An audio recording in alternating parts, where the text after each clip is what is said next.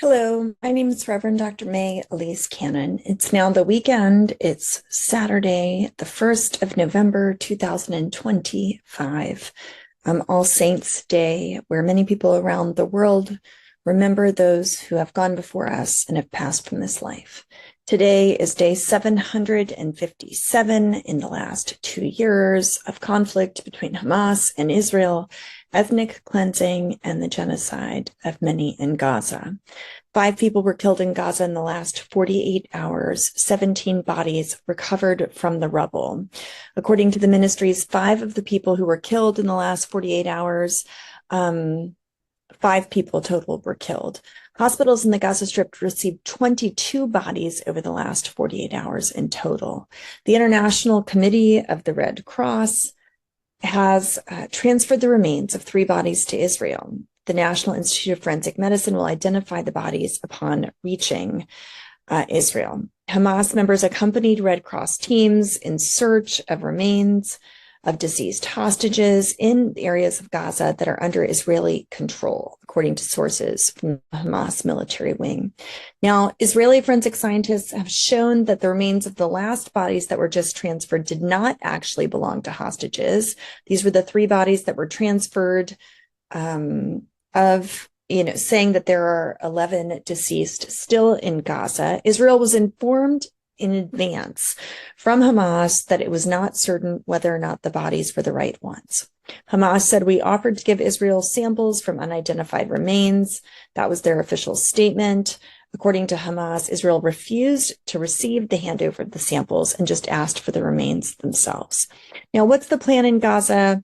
I wanted to go through some of the key points from 972 magazine in an article that they just had out, where they were talking about the so-called yellow line that Israel has divided the Gaza Strip into 2. Essentially, West Gaza, which accompanies about 42% of the enclave, Hamas remains in control, and over 2 million people are crammed into 42% of the Gaza Strip. East Gaza is 58% of the territory, which has been fully depopulated of civilians and is now controlled by the Israeli army and 4 proxy gangs. Under the Trump plan, the line was intended to be a temporary marker, the first stage in the withdrawal of the Israeli military from the Gaza Strip.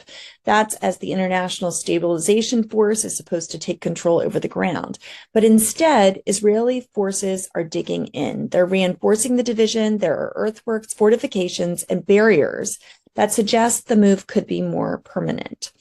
West Gaza is coming to resemble the south of Lebanon, where the Israeli army has continued to bomb periodically after signing the ceasefire with Hezbollah last November. Since the start of the truce in Gaza, Israeli strikes, drone strikes, machine gun fire have continued to pummel the population on a daily basis, usually under the unsubstantiated pretext of foiling an imminent attack, retaliating for alleged assaults on Israeli soldiers, or targeting individuals who've approached the yellow line. So far, these assaults have killed more than 200 Palestinians, including dozens of children. It's important to note that Israel is still restricting aid, humanitarian assistance into West Gaza. The average has been about 95 trucks entering per day during the first 20 days of the ceasefire, whereas the 20-point ceasefire agreement called for 600 trucks per day. East Gaza used to be the breadbasket of Gaza, but it's now a desolate wasteland. Colleagues and friends who live nearby describe the constant sound of explosions and demolitions. Israeli soldiers and private settler contractors are systematically flattening all the remaining buildings, except small camps that are designated for the gangs that still remain in that area. So 972 has concluded that Israel has no intention of leaving East Gaza anytime soon, which should be deeply disconcerting to us.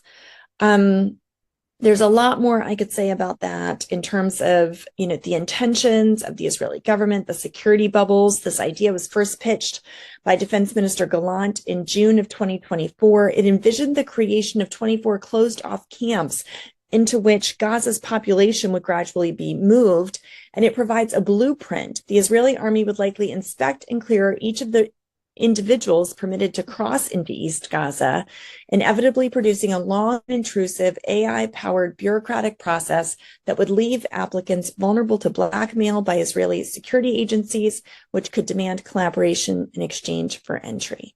Israel's made it abundantly clear. Anyone who wants to cross into the sterile area in Rafah will not be allowed to cross back to the other side of Gaza, turning Rafah into essentially a concentration camp. That's a direct quote from the former Prime Minister of Israel, Ehud Olmert. Many Palestinians would thus avoid entering East Gaza for fear if Israel resumes the genocide at its former intensity, they would be pushed into Egypt. Indeed, even while laying out plans to allow reconstruction, the Israeli army is demolishing and blowing up remaining homes and buildings in that very area. Similarly, disarmament is an area of ambiguity that leaves Israel to a near-endless pretext for preventing reconstruction in West Gaza and maintaining military control.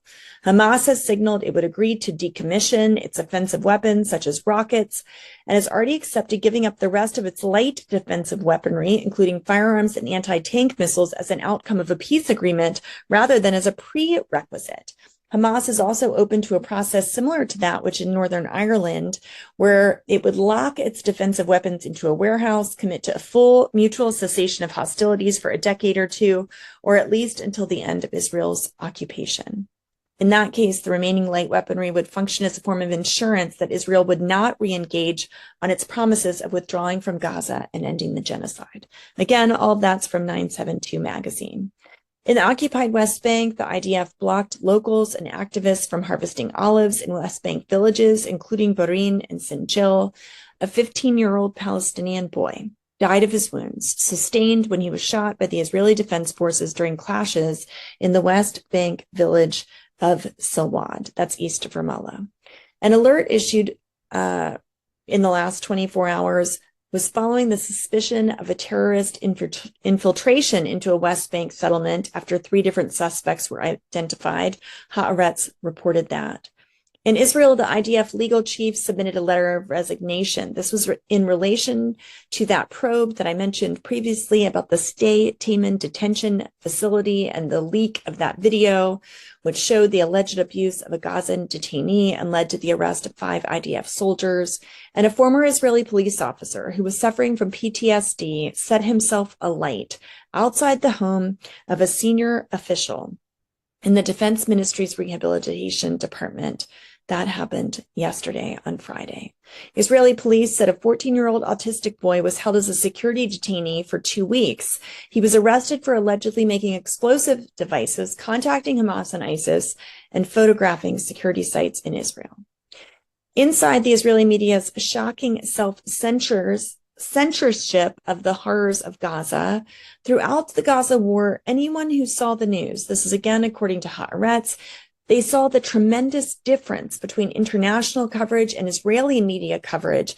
It was obvious to anyone who was exposed to both. In a new report, media scholar Dr. Alia Panevsky's research quantifies precisely how pronounced the difference was. She said on the Haaretz podcast that the silencing of dissent in Israel's mainstream media has been unprecedented. In Lebanon, the IDF said that on Saturday they struck and eliminated a Hezbollah Radwan Force terrorist in the Nabatea area of South Lebanon. The Radwan Force is Hezbollah's elite commando unit. The IDF did not name the militant. Lebanon's President Joseph Aoun reportedly deployed army forces on the country's south border to defend Lebanese territory from Israeli incursions. He said any negotiations over a ceasefire with Israel must be made in mutual will. And related to Iran, Iran is ready for any scenario against Israel, and it's prepared for any aggression on its part. So said their foreign minister, Aragachi. According to him, Israel sought to expand the war by attacking oil facilities in Iran and would have attacked the Islamic Republic without U.S. approval.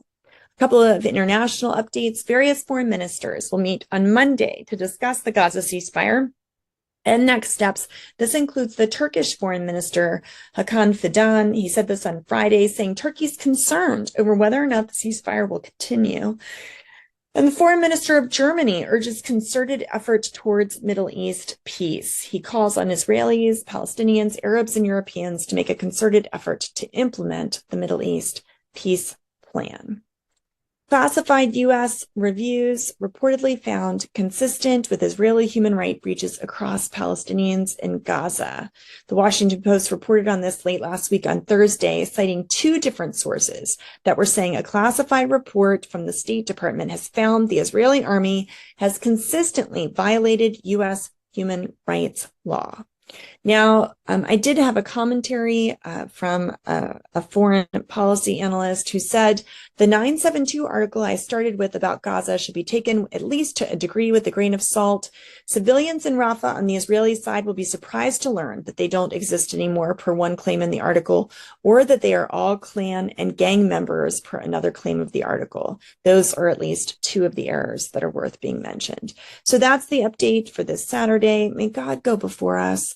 May peace come quickly. May it break through the chaos and the cacophony of injustice that's being perpetuated, not only in Gaza, in parts of Israel and the occupied territories, but throughout the Middle East and the world. In the name of Christ, amen.